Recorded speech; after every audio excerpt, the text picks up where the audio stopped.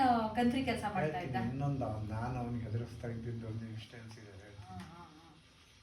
ಸಾಮಾನ್ಯ ರಾತ್ರಿ 9 ಗಂಟೆ ಹೊತ್ತಿಗೆ ನಾವೆಲ್ಲ ಮಲ್ಕೊಳ್ತಾ ಇದ್ವಿ. ಹಾಗೆಲ್ಲ ಈ ಟಿವಿಗಳು ಅದು ಇದು ಹೆಚ್ಚಿಗೆ ಏನೂ ಇರ್ತಿಲ್ಲ, ಕಾರ್ಯಕ್ರಮ ಬರ್ತಿದ್ದಿಲ್ಲ, ಮಲಗ್ಬಿಡೋದು ಬೇಗ.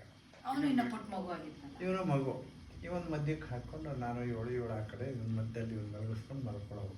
ಇವ್ರು ಇಲ್ಲದೆ ಇದ್ದಾಗ ನೀವೆಲ್ಲರೂ ಬಂದರೆ ನೀವು ಅಪ್ಪ ಅಮ್ಮ ಜೊತೆ ಮಲ್ಕೊಳ್ಳಿ ಮಗು ಬಿಡು ಅಂತ ನಮ್ಗೆ ಅವಾಗ ಪಾಪ ಅವ್ರಿಗೂ ಆಸೆ ಇರುತ್ತೆ ಅಂತ ನಾವು ಸುಮ್ಮನೆ ಬಿಡೋದು.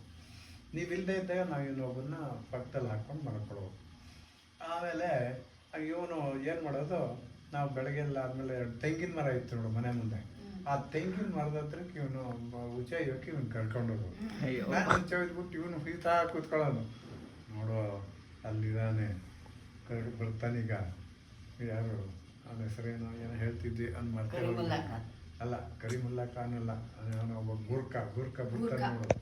ಗೂರ್ಖ ಬರ್ತಾನೆ, ಒಳ್ಳೆ ಹೆಂಗಿರ್ತಾನೆ ಗೊತ್ತಾ, ಕರಿ ಮೀಸೆ ಕಪ್ಪಗಿರ್ತಾನೆ, ಬಂದಿದ್ದ ಗಬಕ್ ನಿಡ್ಕೊತಾನೆ ನಿನ್ನ ಅಂತಾನು.